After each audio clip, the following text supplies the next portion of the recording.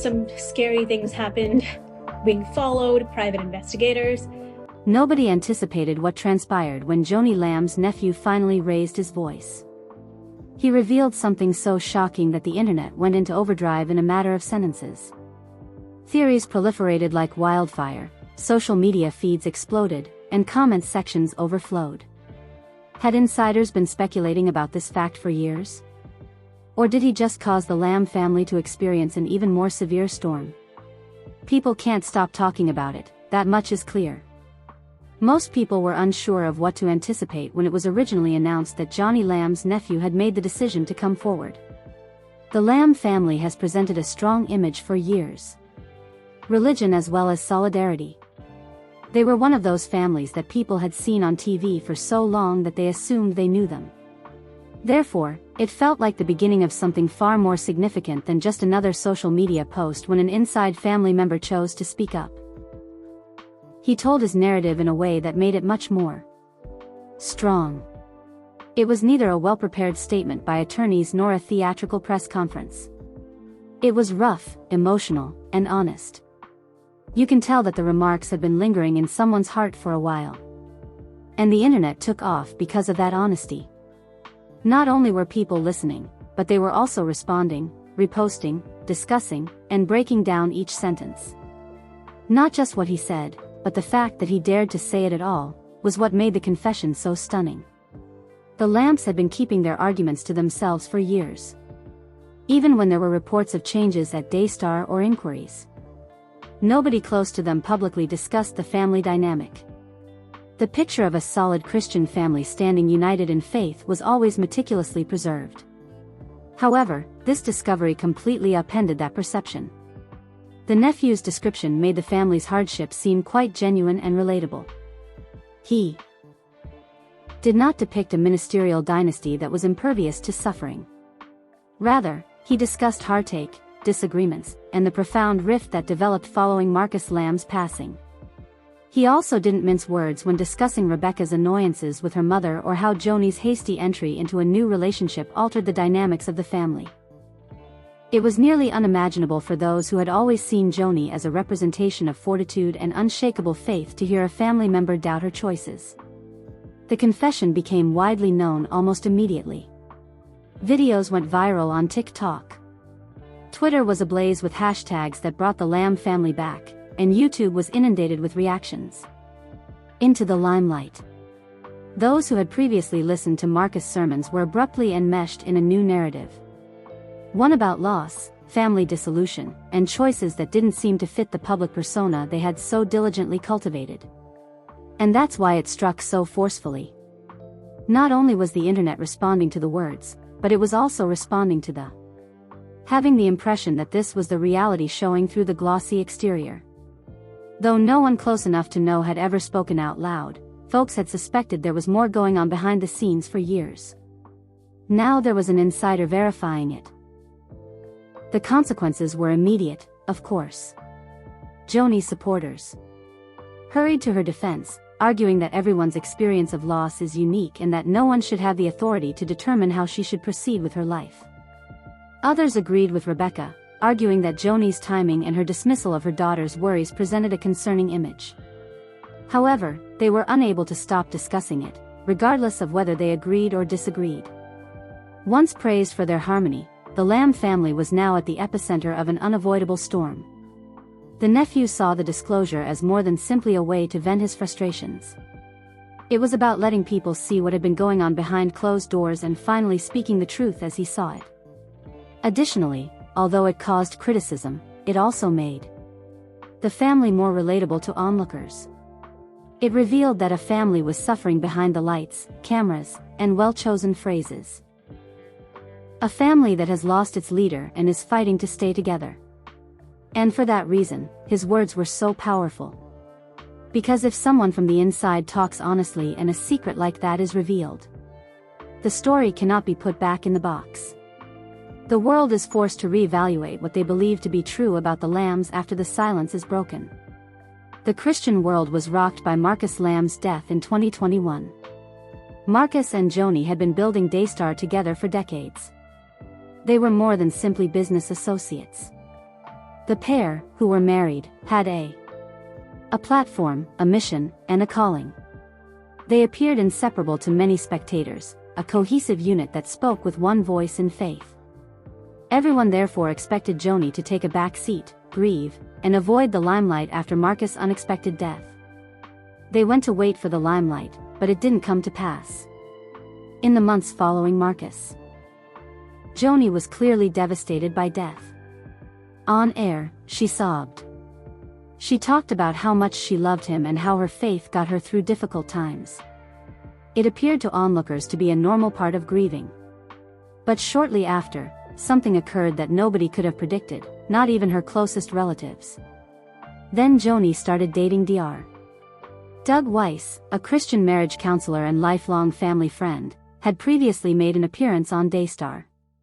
Their relationship didn't initially garner much attention. Having spent years in the ministry, Doug was well-liked and respected by many.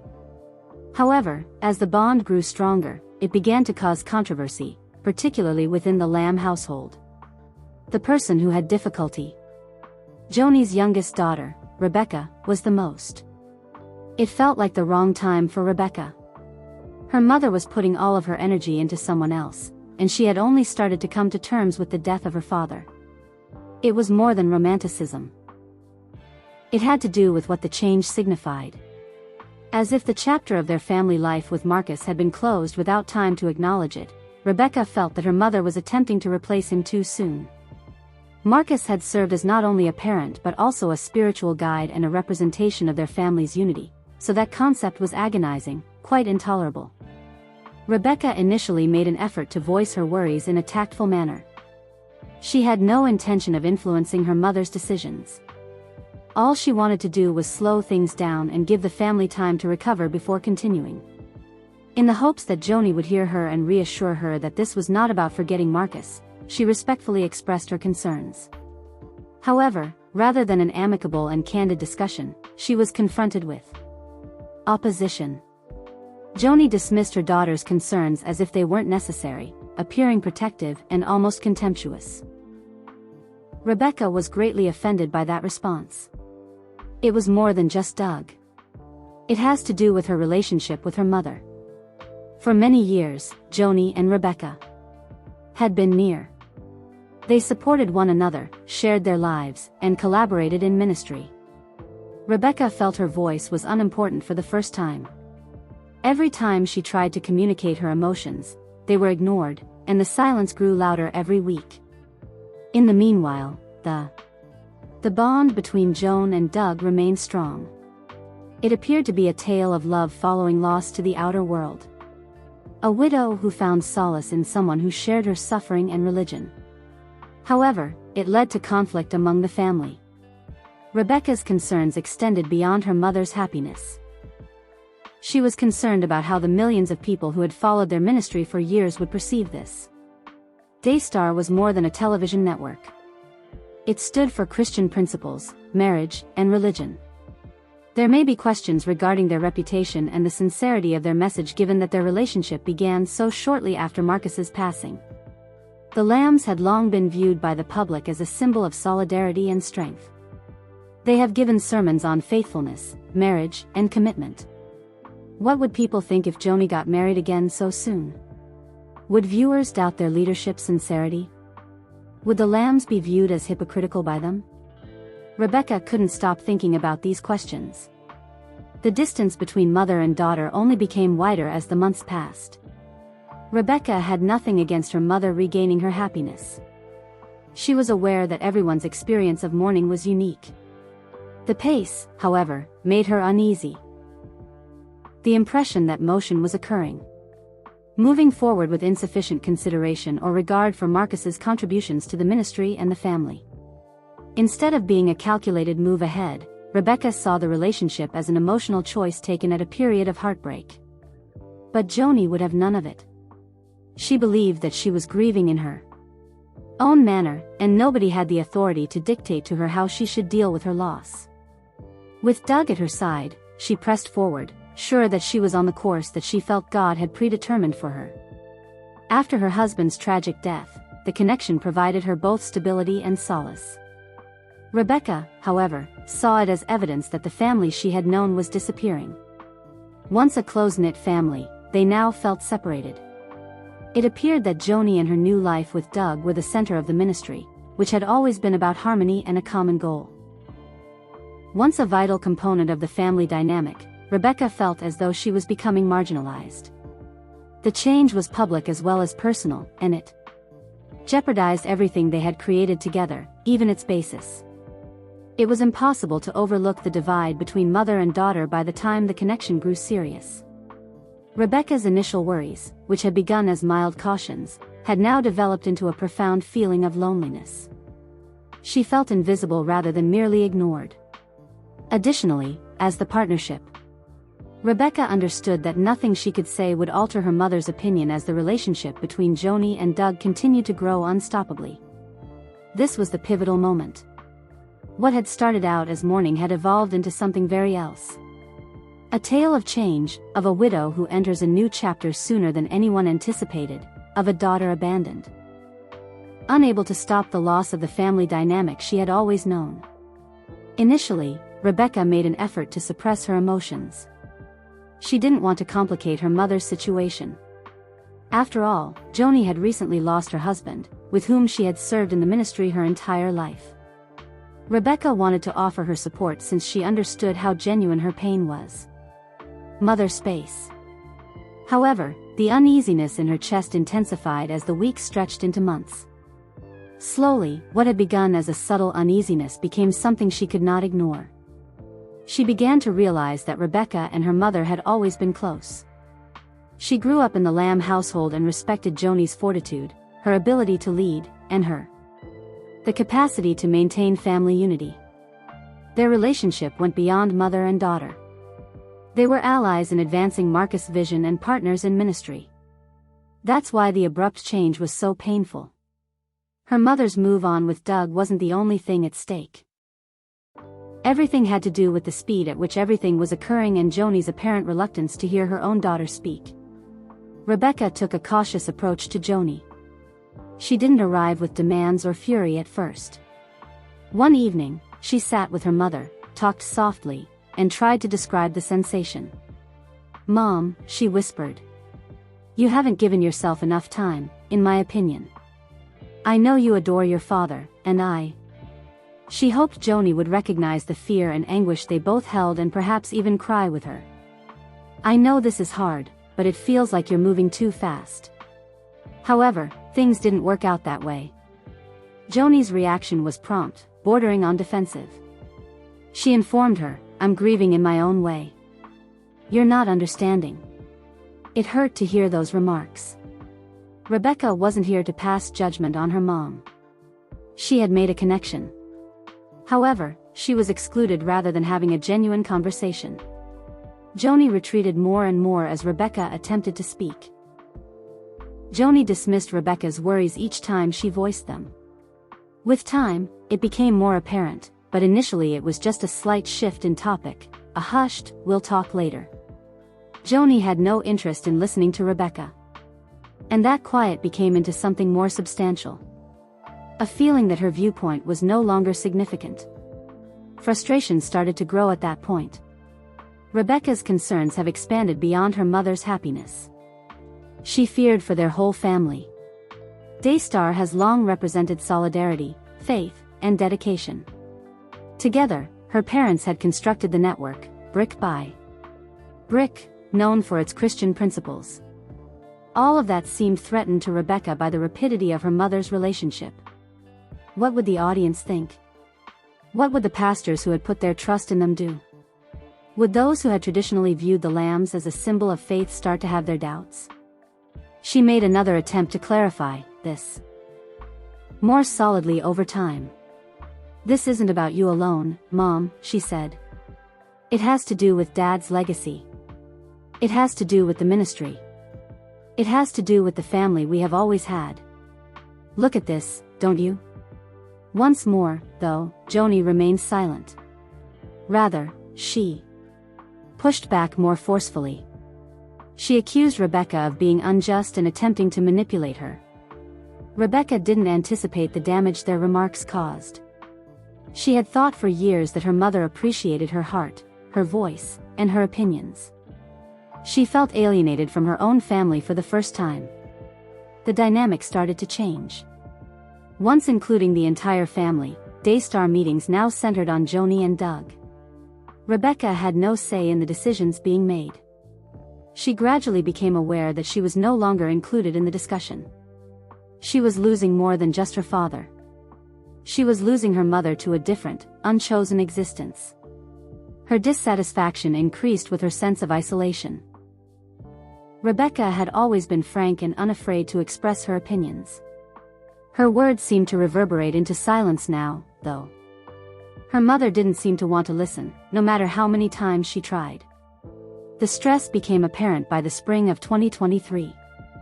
There had never been such tension in the relationship between Rebecca and Joni. What had begun as mild worry had devolved into bitter disputes. When Rebecca tried to explain to her mother the damage this was causing to the family, her voice would shake. The night she stated, "You're not just moving on, Mom." In tears. Joni's responses were more icy than Rebecca could have imagined. "You're breaking us apart." During one of their furious exchanges, she yelled, "I don't need your approval. I'm taking care of my obligations." Those remarks struck a deep chord with Rebecca. She had no desire for power. She sought a sense of belonging. However, she discovered a wall that seemed to rise taller and higher between them. That wall was nearly impossible to scale over time.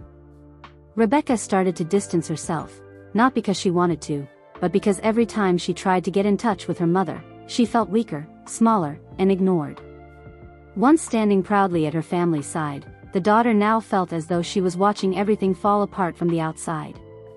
The division was more than just emotional to her. It had a spiritual quality. It was about the togetherness they had pledged to uphold and the principles they had taught millions of people. Now, in her perspective, those principles were being put to the test and perhaps left behind. Rebecca's resistance and efforts to save what she felt was disappearing only served to widen the gap. A family that was renowned for its tenacity and unshakable bond was now broken. A mother and daughter were at the heart of that fracture, unable to communicate with one another or close the distance that had formed between them. The family dynamic was completely shattered by the time Joni and Doug's wedding drew near. Rebecca was no longer only irritated. She was devastated. She no longer had the intimacy she had with her mother.